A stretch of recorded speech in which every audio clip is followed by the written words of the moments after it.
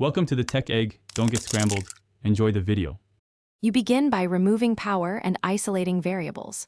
First, power cycle the console and take batteries out so you can work safely. Once done, update the controller firmware through the Xbox or Xbox Accessories app to rule out software drift. Next, visually inspect each thumbstick and carefully clean the base area with a 70–90% isopropyl swab. This removes dust and grime that commonly causes stray inputs. Make sure to avoid excess liquid and keep movements firm and controlled. Once surface cleaning is done, dig deeper. Use short bursts of canned air and a soft brush to clear debris from under the stick boot that often frees sticky mechanics.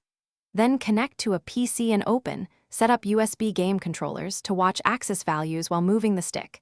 This helps you see drift and test calibration. Alternatively, increase in-game dead zone to mask small drift. If values remain off, carefully open the shell, clean the potentiometer skirts, or swap the thumbstick module with a replacement. Reassemble the controller and secure all screws, then reinsert batteries and repair to test. You should run live tests in the calibration tool and play a low-stakes game to verify behavior. Make incremental adjustments to dead zone if needed.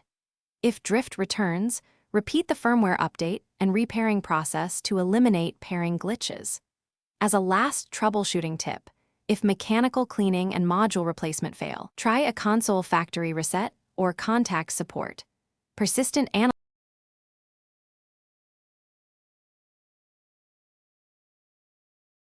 Thanks for watching. Consider subscribing if I helped unscramble your problems.